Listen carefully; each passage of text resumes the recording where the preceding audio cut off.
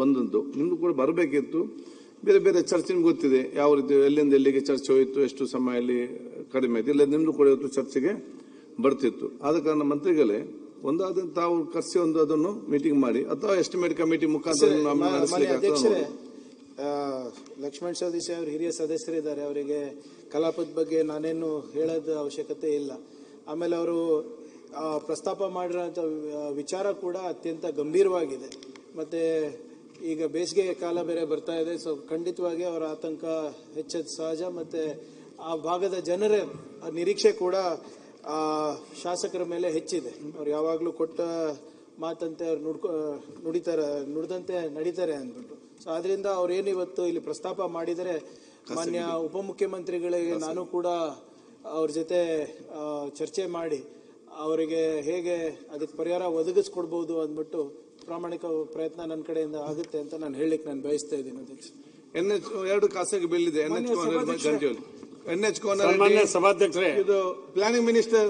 ಸನ್ಮಾನ್ಯ ಸಭಾಧ್ಯಕ್ಷರೇ, ಐತಿಹಾಸಿಕ ಮತ್ತು ಸಾಂಸ್ಕೃತಿಕ ಹಿನ್ನೆಲೆಯುಳ್ಳ ಬೆಳಗಾವಿ ವಿಭಾಗದ ಕಿತ್ತೂರು ಕರ್ನಾಟಕ ಜಿಲ್ಲೆಗಳಾದ ಧಾರವಾಡ, ಬೆಳಗಾವಿ, ಗದಗ, ಹಾವೇರಿ, ಬಾಗಲಕೋಟೆ, ವಿಜಯಪುರ ಮತ್ತು ಉತ್ತರ ಕನ್ನಡ ಜಿಲ್ಲೆಗಳು ಅಭಿವೃದ್ಧಿಯ ದೃಷ್ಟಿಯಿಂದ ಇನ್ನೂ ನಿರೀಕ್ಷಿತ ಮಟ್ಟವನ್ನು ತಲುಪಿಲ್ಲ.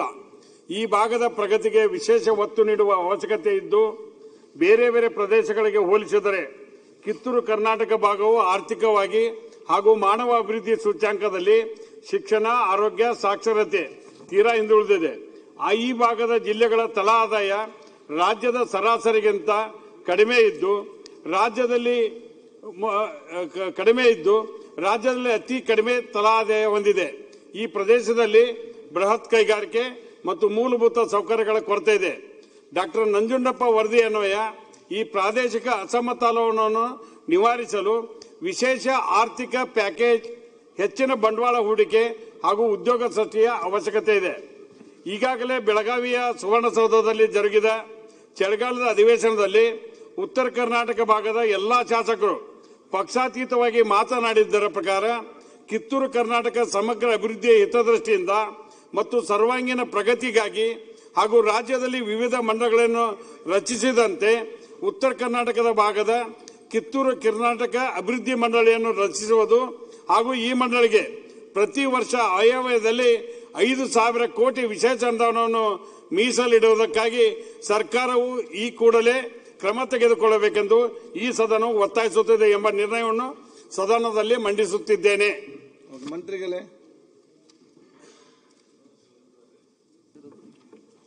Planning minister.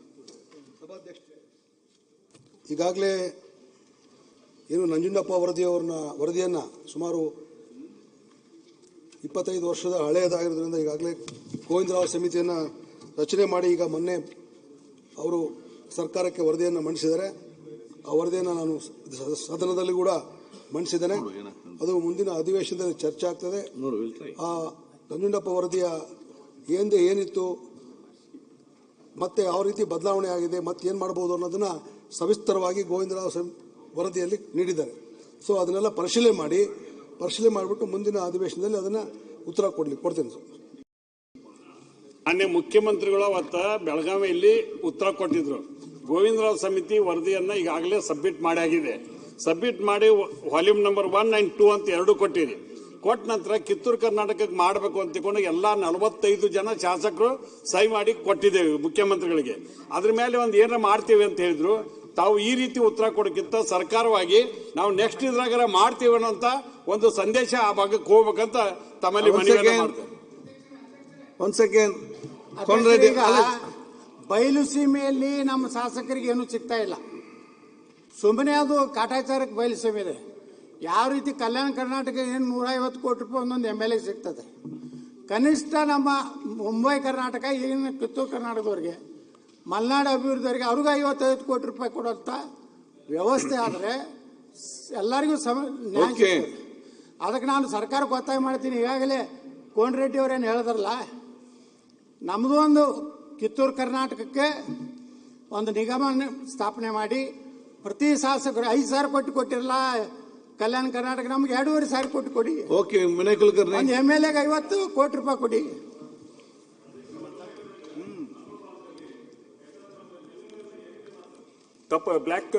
Deep black cotton soil. ಹಂಗಾಗಿ ನಮ್ಮಲ್ಲಿ ರೋಡ್ ಸಿಂಕೇಜ್ ಭಯಂಕರ ಆಗುತ್ತೆ. ಆಮೇಲೆ ಇವನ್ ಮಳಿನೂ ನಮ್ಮಲ್ಲಿ ಜಾಸ್ತಿ. ಹಿಂಗಾಗಿ ಯಾಕೆ ನೀವು ಹೈದರಾಬಾದ್ ಕರ್ನಾಟಕ ಕೊಡಾಕತ್ತೀರಿ, ಆ ತರ ನಮಗೂ ಕೂಡ ಅಟ್ಲೀಸ್ಟ್ ಮಿನಿಮಮ್ 50 lakhs ನಾವು ಕೊಡಂತೇಳಿ ಆಲ್ರೆಡಿ ನಾವು ಮುಖ್ಯಮಂತ್ರಿಗಳಿಗೆ ಮನವಿ ಕೊಟ್ಟೆವು. ಸಭಾಧ್ಯಕ್ಷ, ನಮ್ಗೆ ಮಲ್ನಾಡು ಅಭಿವೃದ್ಧಿ ಎಲ್ಲರಿಗೆ ಬೇಕಂತ ಮಾಡುದು 50 ಕೋಟಿ ಏನಾದ್ರು 50 ಕೋಟಿ ಆಯ್ತು, 50 ಕೋಟಿ ಅಟ್ಲೀಸ್ಟ್ 50 crores ನಮ್ಗೂ ಎವ್ರಿ ಇಯರ್ ನಮ್ಗೂ ಈಗ ಕೋನರೆಡ್ಡಿ ಅವರು ಎಲ್ಲಾರ್ದು ನಾವು ಶಾಸಕರು ಒಂದ್ ಸೆಕೆಂಡ್ ಕೋನರೆಡ್ಡಿ ಅವರು ಈಗಾಗಲೇ ತನ್ನ ಕೂತ್ಕೊಳ್ಳಿ ವಿನಯ್ ಅವರು ಕೂತ್ಕೊಳ್ಳಿ. ಕೋನರೆಡ್ಡಿ ಅವರಿಗೆ ಒಂದು ಖಾಸಗಿ ನಿರ್ಣಯ ಮಂಡಿಸಿದ್ದಾರೆ. ತಾವೆಲ್ಲ ಕೂಡ ಬಗ್ಗೆ ಮಾತಾಡಿದಿರಿ. ಸರ್ಕಾರ ಕೂಡ ಇದು ಉತ್ತರ ಕೊಟ್ಟಿದೆ. ಸರ್ಕಾರದ ರಿಜೆಕ್ಟ್